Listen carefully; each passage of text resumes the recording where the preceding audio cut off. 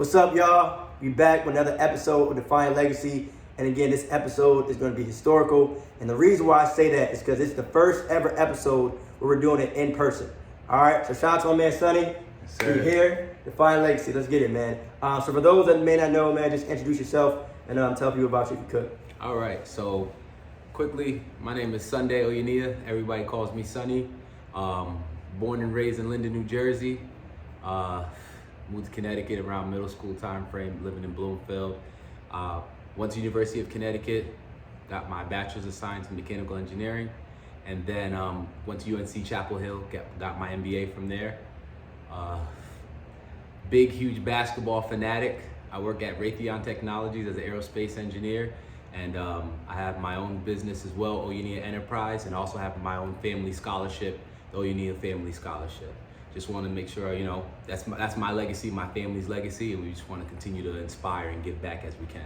Absolutely, absolutely. Much love and much respect on that. So starting from the top, right? Obviously, we connected first at UConn. Yeah. So can you talk about your experiences there at UConn? My experience at UConn was amazing. You know, I don't think I could have picked a better university that fit me better. I got everything I wanted out of UConn: sports, friendship, rigorous academics, and just really giving myself the opportunity to really craft and define myself, and then, you know, continue to excel at the next level. So UConn was perfect for me. You know, both of my sisters went there, so I already knew how to navigate it a little bit. And you know, UConn was lit. It was a lit time. I know a lot of people, you know, now it's kind of different. I feel like there's less minorities there. But at the time, they had a lot of minorities from New Haven, Bridgeport, Hartford.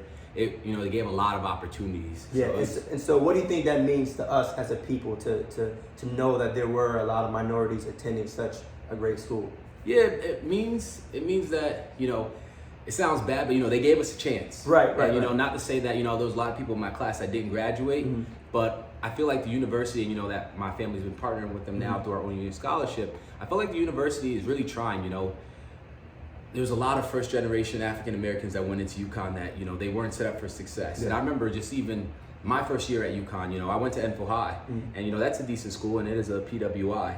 And, you know, I was prepared to go into School of Engineering, and, you know, I already had taken calculus, physics, and chemistry. So this was going to be my second time around seeing these things. But I met students from New Haven and Bridgeport public schools that, you know, they weren't afforded the same opportunities. So they didn't, you know, the first time they're seeing chemistry or physics is at a college engineering level. You know, you're not going to survive like that. So, you know, the university now, they realized that, and they provided like 3 sequence calculus, 2 sequence physics and chemistry, but there wasn't those opportunities weren't broadcast. When we went in there with my class, we thought, hey, we have to do chemistry 1501 and 1502. We didn't know that there was 2 sequences, that there was, you know, people try to make it seem like it's like a little like, you know, like you were dumb for being in those classes. If you're in the 2 sequence math, you're dumb. It's not really you're dumb. It's just like if you don't have the foundation to be successful in calculus, you know, going to take that 2 sequence and learning the foundation, and then, you know, excelling in Calc 1 and then going to Calc 2 is better than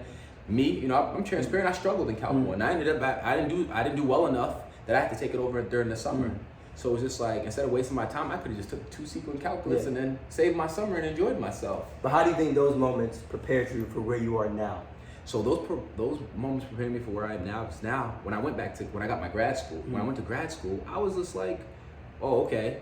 You know, I've never taken statistics. I didn't know finance, accounting. You know, I never took that as an engineer. So when I was in grad school, I was just like, hey, do you guys have 3 sequence, or do you guys have a slower process or something else that helped me be successful? I'm working full time. I'm traveling 70% for my job. I don't want to put that pressure on myself. And what resources do you have? I felt like when I was at UConn, I didn't even know there was resources out there. It was just like, hey, I was in there. I'm gonna do what I gotta do and make it happen. Nobody broadcast these extra resources. You know how many kids that were in some of my engineering classes that had extended time for anxiety? I didn't even know what anxiety was. You know, as a black man, you don't know what anxiety is. It's just like, yo, you just deal with it. It's a part of it. It's a part of it. But then, you know, there's something documented saying that there's anxiety, or there's, you can get extended time for anything. You know, I remember, you know, even before I go into my presentations, I get so nervous. I'm sweating and my hands are sweaty. I didn't know what that was. I called it being soft. You know, there's a medical term for it. I just talked myself through it and persevered through it. But, you know, people are provided other opportunities to be Yeah. able to be successful that us as African Americans we don't talk about. But now that you've persevered through it, what would you say to someone else that is going through it right now? You can't be afraid to ask for help. You can't be afraid to ask for help. You have to look for someone that already did it. And you know, talking to someone that already did it will really lay out the foundation because they've already struggled through it. So why would you go through the same struggles as them? I feel like us as a black community sometimes we're so tight knit and we have our, you know, our horse or what is it, headlights or whatever you call it, our blinders on right here, that we're just so focused and motivated on ourselves and excelling that we're not expanding our network and reaching out and trying to pull people up. Yeah. And that's something I do with my job a lot. I always make sure I always tell the guys like, hey, you don't have to do this, this, and this. I struggled and did this. You don't have to do this as a young engineer in the field. And talk to me about that too, pulling other people up, because once you reach a certain level of success, you don't have to. Yes. But you made a decision to do that. Yes. So why is that? Why is that? Because people pulled me up. I didn't get to where I am in my career without people helping me. And you know, people took a chance with me and they saw that, you know, at the end of the day, I tell people all the time, even the kids that I mentor, I'm not the smartest person. My sister Tina, she's the smartest person I ever met. She went to MIT. She's a genius. I just worked really, really hard and I tried really, really hard. That's something that's in a lot of people's character, that when I see that in you, that hey, you might not be the brightest person, but if you show me determination and hunger, I'm gonna lead you to it. Yeah. You know, and that's all you really need to be successful. But people think that, you know, to be an engineer, you have to be a genius, or, you know, technically I'm a rocket scientist. So that's my job occupation. I'm a rocket scientist. I was about to say, when people hear engineer, they don't think, hey, I got I technically my job is a rocket scientist, but I'm not as smart as a rocket scientist. I'm gonna work just as hard as they do. Yeah. You know, and I'm gonna do all the other tangible things to make myself shine that they can't do. Yeah. And a lot of engineers are antisocial, not outspoken. No, I'm the engineer you're gonna throw up there and you want to present it. I might not design this component or this engine, but I'm the person you can put in front of the executives that can pitch it and get us the contract. You know? So, you know, that's a good point though. So talk to me too about focusing on your strengths as opposed to always identifying your weaknesses and worrying about that, doing what you're good at. I think that comes from my Nigerian culture. You know, my mother would tell me every day I was perfect. Like I was her perfect child and I was like the biggest blessing that she ever had. So in my mind, my confidence when I walk in there, I'm like, you know, the person that means the most to me, my family, thinks that I'm perfect. So I'm going in there with this confidence that I don't have to hold my head held low. Somebody that means more to me than anyone in this room thinks I'm perfect. So now you take that confidence and it just transfers into how I carry myself at work. Yeah. And I'm not afraid to ask questions. And it's like, you know, me going to these PWIs really prepared me for the corporate world because now I know how to interact with people of all cultures and all races. So what recommendations would you have to a young person that's trying to become an engineer? To an engineer, reach out to me. No, in all seriousness, like, you know, reach out to me and I can connect you. I feel like that's my gift. It's just like being able to connect the right people. And that's why I continue to excel in my job. It's not necessarily that I'm smarter than everybody else.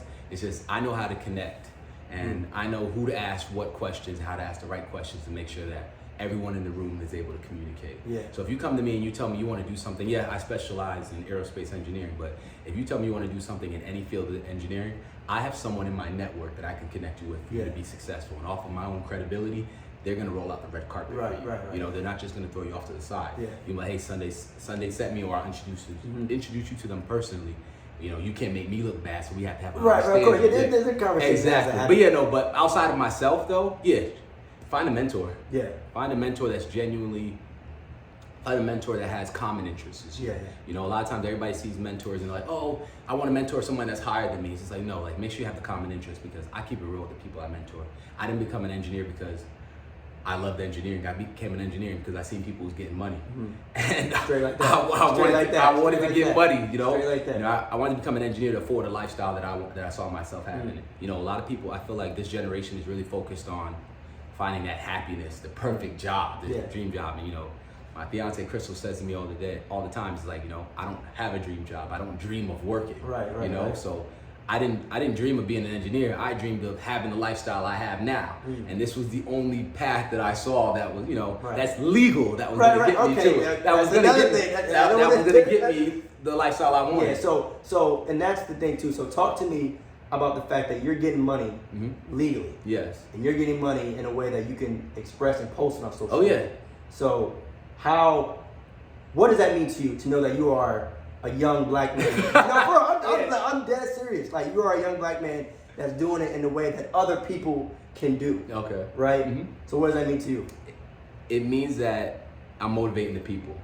So what, and I should ask this first, what is aerospace engineering? Okay, aerospace engineering is just engineering anything that's flying, anything that's in the air. So it's just rockets, airplanes, specifically, that's my specialty. Missiles, any moving object in the air. So you help build planes? I build, design, I've done it all. I've moved, 6 times for my job. I lived in Montreal, I lived in North Carolina, I lived in Kansas, I lived in Minneapolis, and then 3 months ago I just moved out to San Diego, California, and I've traveled the world. I spent numerous times in Europe and Asia.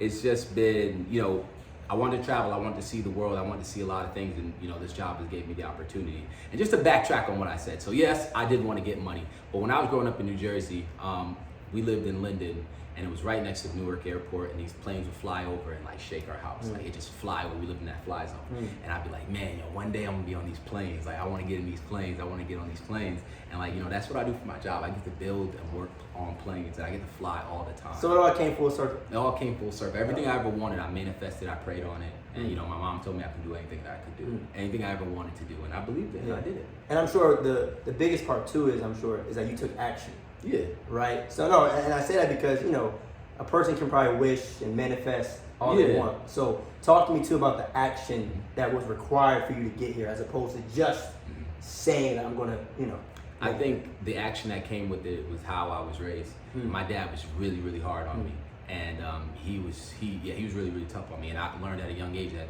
there's consequences for these actions. So when I got an F, I got a beating, and what that instilled to me is when I failed in college, there should be physical punishment for it. Right. But obviously I was too old to be getting physical punishment. But you still remember that, when I felt like when I was in college, I met so many different people that, they fail a test. Like, oh man, it's all good. It's like, nah, you fail. That's something personal. There's, you don't get comfortable with failure. You don't get comfortable with failure. When I was young, I was reprimanded for this. So I'm reprimanding myself. I'm telling myself, like, nah, you got to get back. You got to study harder. You got to find somebody smarter than you in the classroom that's willing to help you, willing to tutor you.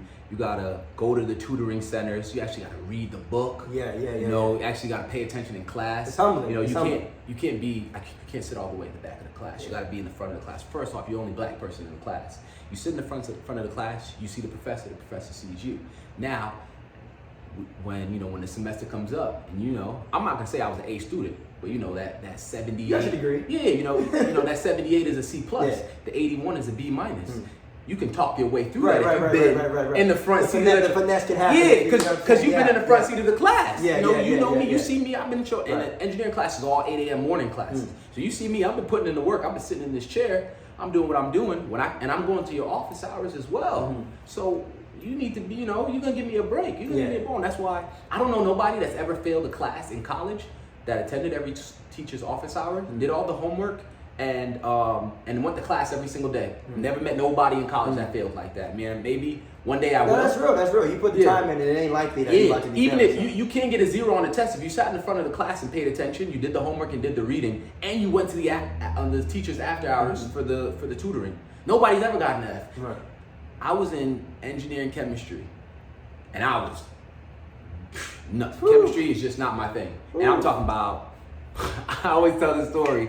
My first chem exam, I called my mom. I walked out of the exam and I called my mom. I was crying. You know that tree? You know where the chem building is, and they got that tree on the hill there. I knew I did that. I knew I did terrible. And I remember I got my exam back. I was a 37. But you think a 37 is decent, right? It was a 37 out of 167. So that's like low key a 15, a solid 15. And I studied and was doing homework. Right. I wasn't paying attention in class though, I'm gonna give you that one. Right. I definitely wasn't paying attention in class, but I was studying and I was trying with the homework. I thought I could finesse it kind of the way I was doing in high school, and it didn't work that way. So what year was this though? This was freshman year. This is the first chem class I ever took. This was freshman year after just coming out of high school, straight A's. Yeah. Straight A's doing less. Yeah. You know? No, he was boss down and then college. Yeah, I thought I was smart. But you bounced back though. Yeah, I bounced back because bounced I back. realized that, well, the bounce back wasn't that easy either. The bounce back was summer classes. A lot of people don't like to talk about this, but I'm real transparent with the people I mentor. I took summer classes every single semester I was in college. And that was because I was struggling during the semester. And that's fine. And I still worked an internship every single summer as well. So there's no excuses if you're motivated. I had 3 internships while I was in college. and I took a minimum of 2 4-credit classes every summer. But they don't see that though. No. They don't see that. they don't see that. They see the traveling. They might see the money. They might see the titles. They don't see this part though. No. But you know, that's a part of the grind. It's just Right. like, you know, and also, you know, I got to give credit to my sister. She already did this before me, and you know, she's smarter than me, and I'm not ashamed to say that she's smarter than me. And you know, the way I feel about women in general, you know, no shade, but men are never on the same level as women in any facet. You know, like my mom is a superhero.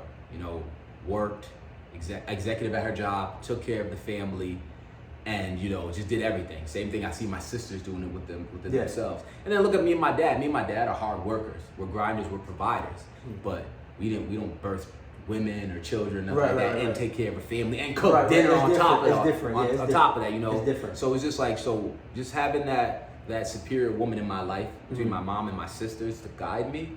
That's the real game changer. And then my dad instilling hard work and determination in me.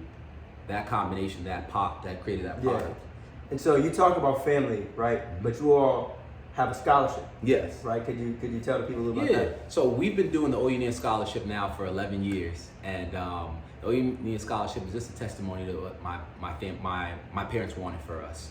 They wanted us to be both of my sisters. Well, they wanted me and my sister to be engineers. That's what we aspired to be. And my other sister as well.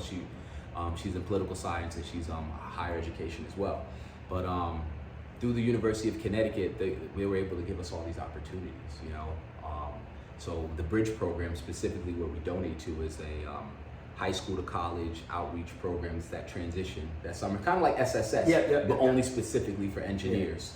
And people of science majors, STEM majors specifically. And so we donate 2 scholarships every single year. We've been doing it for about 11 years, for exactly 11 years now. And the scholarship is more than just monetary, not just the money that we're given there. It is, you know, same thing, the mentoring, the tutoring. I'm letting these people know, like, you know, there's so many different ways to navigate it, because I felt like sometimes the advisors at UConn, as soon as you have your first bad semester in engineering, maybe you're not cut out for this. First conversation. I remember that was a conversation me and my roommate had, and literally he was failing the class, and he was told automatically, man, maybe this engineering isn't for you. And he dropped out, quit off the strength. Just somebody just told him that maybe it wasn't for him. And me, on the other hand, you know, I had been told every semester when I was struggling that maybe engineering wasn't for me. Now I'm 4 years in, and I graduated and I made it happen. But you know, I had my own perseverance. I have my own mind and my own knowledge to make these things happen. Yeah, and I mean, it's hard enough being a young black person in college when you look around and see that there ain't that many people that look like you. Exactly. But then when you got an advisor telling you, yo, you might want to think twice. I didn't come here to be told that I should think twice. But they honestly and genuinely feel like they're trying to help you out. And same thing with them. They've never met anybody that's done it before. You know, they see some of these engineers, and I don't fit the description of them. I don't look like that. I don't fit the social norms of being an engineer. I'm very outgoing. I'm sociable. I like to play basketball. You know, I'm different than the lot of antisocial book focused engineers. You know, my mind is all over the place and running a lot. But now we're in the room, so that's good. Yeah. So what do you look for, I guess, in the scholarship recipient? In scholarship recipient, we look for someone that's like me and my sister. And what that is somebody, so a lot of times the scholarship recipients that we look for are someone that's, you know, outgoing like myself, fun, joking, joking mentality, but then also has that grind side to them that's going to work to it. And, you know, they are going to struggle. Yeah. For sure. And there's nothing wrong with struggling, but you know, you can see it. You can see it in some of the young talent, like, okay, you know, this person's gonna struggle in college. He might not have all the tools and everything, but if he's motivated and pushed, he will be successful. You can see that in people at a young age. So that's what I look for in a scholarship recipient. And then for the second scholarship, we look for someone that's like my sister, a female, at least one female, one male, and look for a female that's just excelling and doing well. And it's just like, you know, there's so many females that are excelling and doing well, but they don't know how to navigate to take themselves to the next level. Because I see it so much at a lot of the jobs that I've seen. Is just like, there's a man that's the face, that's the CEO, the executive, and then there's a woman that's next to him, and she's feeding, funneling all the information, doing all the work, doing all the grind, when it should be her that should be the executive there. Yeah, and that's a huge major problem, especially when we talk about equal pay. Exactly. Yeah, but when you talk about you mentioned the recipients too. earlier you mentioned work ethic. Yes. So is that something you look for too? Yeah, well, and that's, so during the summer program, they go through the summer program, and then me and my sister, we know the advisors there, and they talk to us about the recipients that we're going to be there, and you can see people's work ethic. You can see people's work ethic. Did you go to SSS? Absolutely. You was in SSS, exactly. Yeah, You know people. That's right. You know the first week of work SSS, who's really trying to do what? Yeah, who's because you can be chilling all day in the dining hall with people, but you see people slide off at 7:00, right? And try to get their work done, and then the people that stay in there all the way until the cleaning services is there laughing and telling jokes. Right. You know who's putting in the work. Yeah. There's time for social. There's time for the social, but then there's time for to get your grind in and make it happen. You know how it is. You go to the U party. You party over at the U party over at 1:30. But this was crazy. Like the U party over at 1:30, and then you see some people walking to their dorm room up to Hilltop, and then if you look real hard, you see some people taking that left to go to the library. And I was one of those people. I was one of those people that I was taking that left to go into the library. Not to say that going to the library is necessarily gonna make you productive. Right. But it's a step in there's a lot of nonsense that goes on in the library. But you at least can get one task done. Right. I'm not saying you can get the whole assignment done that night. All right, so if you with folks, right, and you decide to go to the library, and they either decide to go to their dorms or party, whatever, right, and you think about the bigger picture of what that means. Right, now that we're older, if someone decides to stay in and grind on their business or decide to go out and party, you always have two options. Is it tough to make that first option? Like, is it easy? Or have you reached a point, or do you think people reach a point where it's like, all right, I don't have a choice but to grind, or I don't have a choice. I'm outside. So which one is it with you? I think it's, and it can't be both. Right? I ain't telling people, you can't go outside, and I ain't telling people, to just grind 24/7. But is there a matter of, all right, I have to make sure I grind for this, and then let's, Yeah, because like I told you, I was failing my first semester, so I already saw that what I was doing and the partying and everything, going back to my dorm room at night and enjoying myself, and being social with my friends for 24 hours out of the day wasn't making me successful. So now I had to try to figure out a way. It's like, hey, I don't want to necessarily miss out on the college experience. That's something I really want to talk to you about, that I mentor my kids, that I mentor a lot of kids about. It's college experience. You don't want to miss out on the networking. You don't want to miss out on your school winning championships. You don't want to miss out on the Obama parades. Those are things that you're going to remember in college for the rest of your life. You don't want to spend your time in the library missing those events. With that being said, something has to give. Something has to give. And you know what gives in college? Sleep. You can't sleep. That's just what it is. But people don't want to have that discussion. You can't sleep 10 hours in college. Like the sleep should be minimum. Same thing with the grind at work with my job. My fiance Crystal tells me all the time, I don't sleep.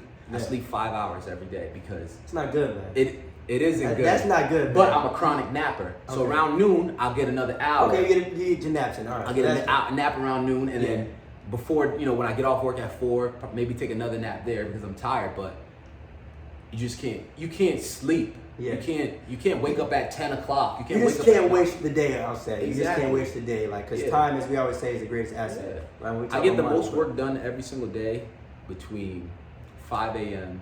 and 7 a.m. I'm the most productive every single day. But you know that, though, so that's good. Exactly, yeah. Right? You know yourself. Right? There's no set schedule. Not everyone's schedule is going to be the same. But as long as you know yourself. Exactly, because by the time everyone else wakes up, that's where all the distractions come. If you go into work exactly at 8 a.m. with everybody else that gets there at 8 a.m., you're going to be distracted. They're going to talk to you about the night before. They're going to be talking to you at the water cooler, the coffee, at the coffee station. You're going to be having a conversation, which is good. You need a network. And that's another thing I want to discuss is networking as well. Which is good that you want to network, but there has to be time for you to get that in. I always remember my boss, he showed up at the crack of dawn. I'm talking about like 6 a.m. to work every day. I personally I felt like he hated his family. That's why he's at work. Now, real talk. That's why he's at work so early every day. Like, there's something better. You can't be at work every day 6 to 6. Like, when is family time? And he's an old man, so I know he's going to bed by 8 o'clock. Right. So if you're working 6 to 6 and you're going to bed at 8 o'clock, where's the family time? But I realized that by him coming in early, by the time I walked in at 8 a.m., he already had 80 questions for me that I wasn't prepared for because I got there at 8 a.m. So when I got there a little bit earlier, now I'm at work early and me and him, we're talking. We're talking. I'm picking his brain. So that way, by the 8 o'clock, when he starts to come out to me and the team, I'm kind of prepared for some of these questions he's going to ask. Not the rest of them that are, they're shuffling their feet on these questions, And sorry, so let's get back to networking. And I'll just say too before you say that definitely sets a tone for them. Like especially when you're top, that sets a tone for everybody else. Yeah. But diving into and even backtracking on that, another thing too is people don't realize how much your direct manager, how valuable your direct manager is. He's gonna make or break you. He's gonna sell you to the next people. You know, so my first boss, he liked women's tennis and women's basketball. Okay. 2 sports, you know, I have a lot of respect for it, but on my free time, that's not the sports I like to watch. He likes that, that's what he want to talk about. So you know what I do? I have to go ESPN. I go to ESPN Women's, and now I'm getting email notifications about what's going on. Okay, so you make adjustments. Exactly. We make an adjustment so that way me and him can small talk, and we can create that type of, you know, we can create that foundation for us to talk. Yeah. And you know, and I feel like a lot of people don't do that. You know, like, oh man, my boss is a weirdo. We don't get along at all. It's like, nah, you have to take the initiative to build that connection there, because at the end of the day, when layoffs come around, your name is on a piece of paper, but he's gonna be like, nah, man, Sonny, I like him. He's a good guy. We network, we politic, and you might make it to the next round of layoffs. Yeah. I guarantee you're not gonna get laid off. You might survive that next layoff. And you might not even get laid off. He might come to you with a frank conversation, but hey, yo, they was gonna lay you off, but I said that I told them to change you, put you in another department. Yeah. Do you want that opportunity? I've seen people get that have made that connection with their bosses and the senior management.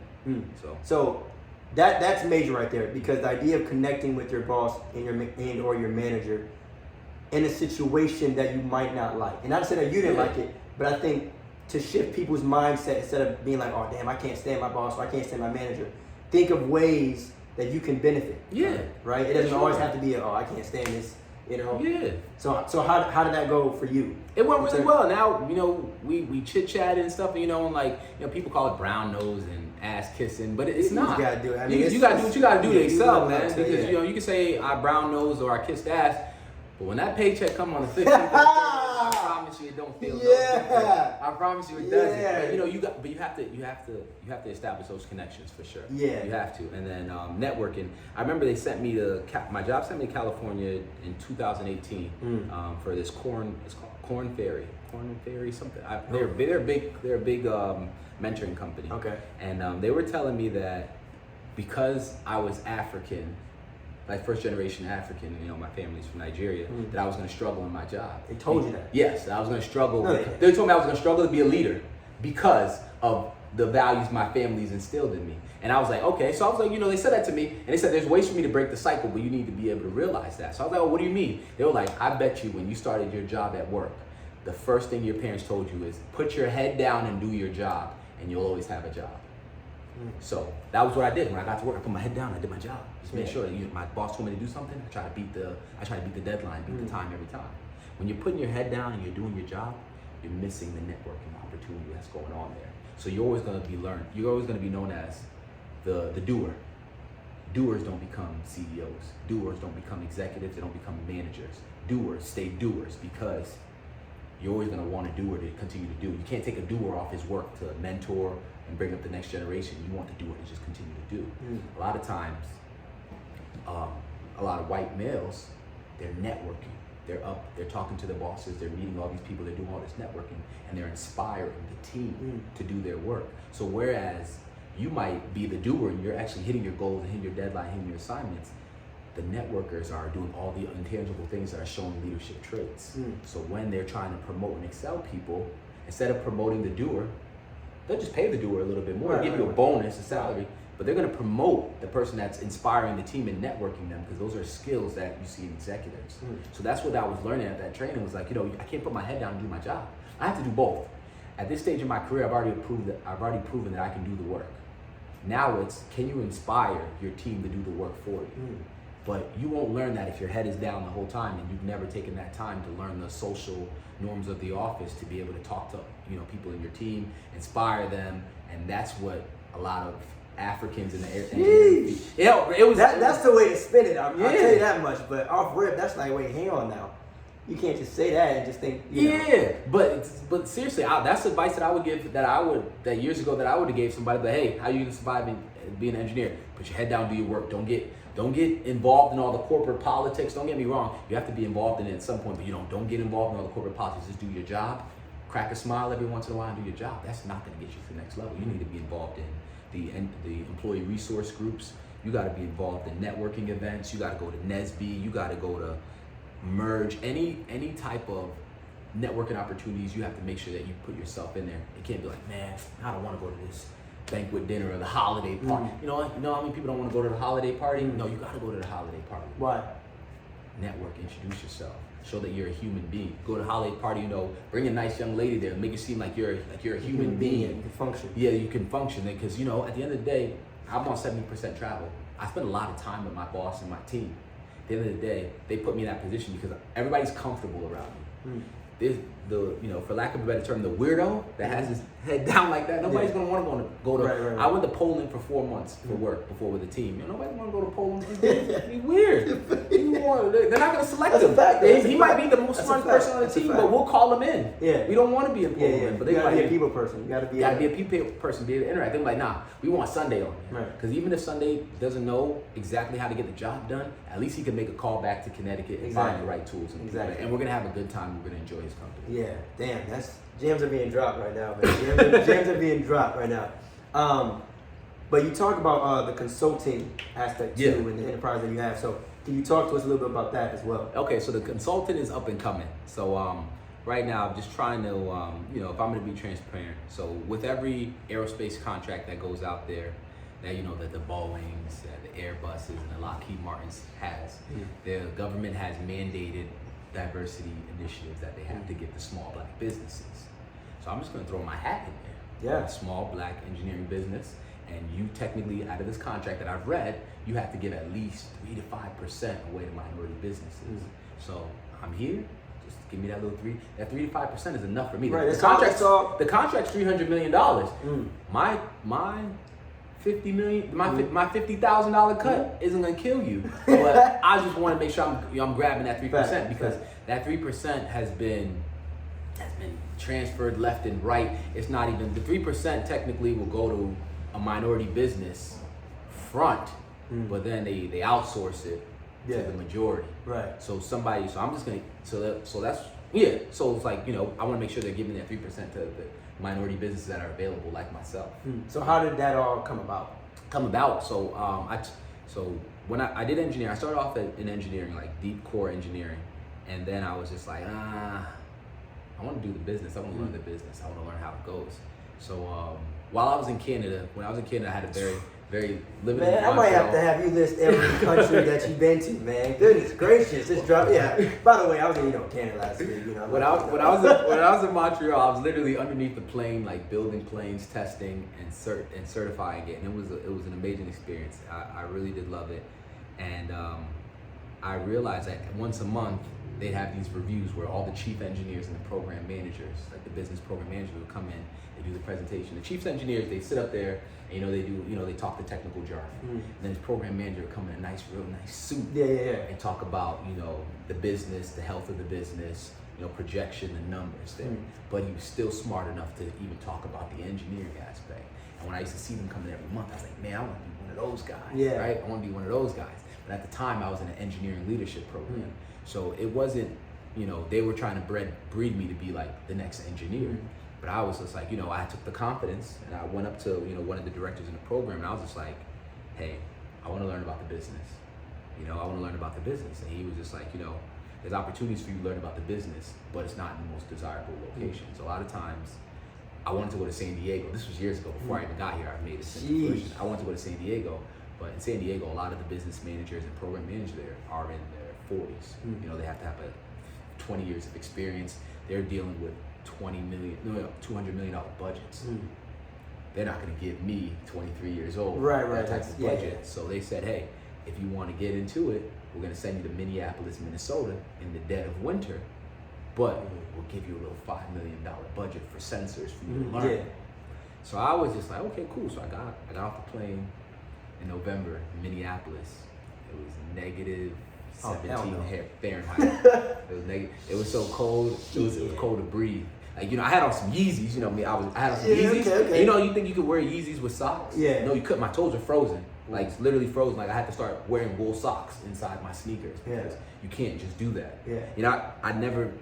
I've never been in an environment. I was saying that was your first time. Yeah, I'm that assuming. was my first time feeling real cold like that before. And it's just like, you just have to, like, you know how you wear your dress pants, but then the comfortable boxers underneath. Yeah, right? yeah. No. They have to be wool. They have to have your wool long johns. You're not gonna make it to the car. Right, it's gonna feel like the wind is just gonna take it's a dub. It's gonna finish it off. But that was one of the sacrifices I made. I went to Minneapolis and I learned that.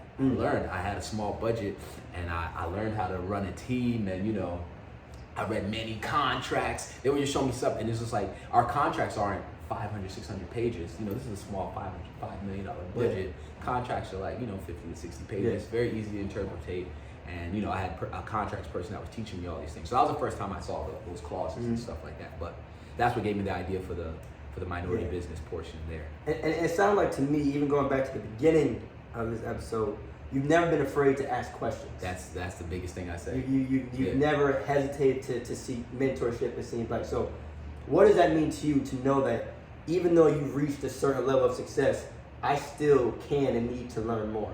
Yeah, it's just, you're never going to stop learning. You learn through people, you learn through your job, you learn through experiences. So, excuse me, you can't be afraid to ask questions. And I remember, being in college, I didn't ask a lot of questions my freshman year when I was struggling. And then it wasn't until my sister helped me realize, like, you have to be in the classroom, you have to raise your hand, you have to ask questions. At the end of the day, it's that professor's job to make sure you understand. Yeah. My parents are shelling out real cash for me to go to this school. You get your money. Yeah. At the end of the day, it's his job to make sure I understand it. Yeah. So I'm going to ask as many questions as I need to ask. Now, you have to ask your questions accordingly. So you can't be in your class asking too many questions. Now you're slowing down the progress of the class. Right. That's where those office hours and those tutoring sessions I told you about, that's where you go in there and you ask questions. Because in class, they're just going to tell you 1 + 1 = 2. Right. But you need to understand why that. Because on the exam, it's not going to say 1 + 1 = 2. It's going to say, why does 1 + 1 = 2? And they're not teaching you the why. They're just teaching you the do in class. And asking those right questions happens in office hours and after class in those tutoring sessions. And don't you think that's a little ironic, though, is that you weren't asking questions when you were struggling? Yes. But once you had even more success is when you sought out mentorship even more. Yeah, no, for sure. And because at the end of the day, like I told you before, a lot of people are really comfortable with failing. And I think that's something that's really plaguing our society. Quitting and failure are just like, oh man, this doesn't work. Oh, I just quit and do the next thing. Oh, I just quit and do the next thing. And yes, I'm not saying it works for every single situation, that you need to persevere and struggle and grind hard to it. But I'm a man of God. And I always say, like, the vision that God puts in your heart, no man can change.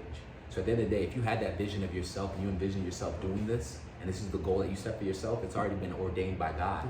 You have to trust the process. Yeah. And trusting the process, God never said that it was going to be an easy road. It's going to be struggle in there. And anything that comes after the struggle is always bliss. It's always heavenly. So it's just like, I know that whenever I'm in a hard time and a dark time and it's going to be trouble, I know that there's light at the end of the tunnel. And that light at the end of the tunnel, yeah. That's why you just gotta keep pushing. Take it one day at a time. Yeah, but that's not what they're teaching this next generation in school. Yeah. It is, hey, if this doesn't work out, hey, change gears. Maybe, change gears. Try this out. Try this out. Try this out. And they, you're trying it out and changing gears to doing something easier. You don't usually struggle and do something harder. It's not like, okay, I'm struggling as an engineer, I'm gonna try and be a doctor. Yeah. I'm gonna try and be a lawyer. It's, I'm struggling as an engineer, I want to do something less labor intensive. Yeah. And that's the problem. It's not, we're not motivating up. It's not like, okay, cool, you're struggling to be an engineer. This is the line here. This is the goal line here. These are all the other things in your field that are just as difficult as this. That's what you should be looking at. That's the target. No, we're like, oh no, let's try something a little easier. Let's try something a little easier. Try something a little easier until you're in remedial math. Exactly. For real. If you're struggling in calculus, they're gonna put you in algebra. Yeah. And they're gonna put you in pre-algebra. Yeah. And then they're gonna put you in math and daily living. They're gonna keep lowering the bar for you. And it's just like, no. It's just like, if you're struggling in calculus, then you should look at statics. Yeah. You should look at something just as hard. Yeah, it's all about like not running from the grind. No, not at all. Things happen, but you just gotta keep at it. But the final question that I have for you, and it's a question that I ask every last guest that's appeared on Defining Legacy. Yes. How do you want to be remembered? I want to be remembered as yeah, that's a good question. I want to be remembered as being successful, not being successful because I was better than anyone. I want my legacy to be this is a regular person and a regular guy. I'm not that much smarter than anybody, and I don't do anything perfectly, and I don't excel well, and I was able to be successful. And then I just want people to see that how tangible it is to be successful. A lot of times you see Bill Gates, Elon Musk, Mark Zuckerberg. Those guys are anomalies. Yeah. You don't see yourself in them. Yes. I want the next generation to see me and be like, hey, this is, you know, a black male that's down to earth, plays basketball, is good, and is able to be successful. You know, I want to inspire the youth to say that, hey, they can actually do this. You know, a lot of times a lot of people that made it, they're not relatable. And that's what it's just like, oh man, I could never be an engineer if I'm not weird enough or something like that. It's just like, no, you can do anything that you want to do. And that's what I want my legacy to be, is to be, hey, this man was successful and he looks just like me, and he is actually like me, and it's relatable with me. And that's letting me know that I can do anything that I want to do. Yeah. That's why it was such a big deal when Obama became president. Representation matters. Obama's a black man that's president. That means that Obama looked just like you and me. That means that we can be president. You know, and that's the legacy. I think that's Obama's greatest legacy. You know, no matter what he did or accomplished, doesn't matter. At the end of the day, it's the representation. Exactly. And that was the point of me having to find, you know, your legacy as a title. It's like, I got tired of, like, when we talk about wealth and money, it's the same four old white dudes all the time. There's young black people that's really out here playing the game.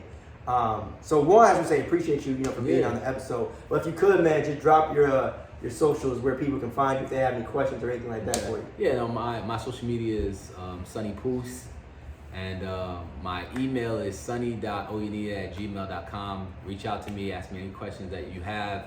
Any way that I can be a resource or of help, I am. You know, if you have nieces and nephews, the next generation that's coming up that wants to be engineers, who don't even know who an engineer is or what engineers do, you know, and I find myself talking to a lot of the younger generation about that, because they don't know any engineers.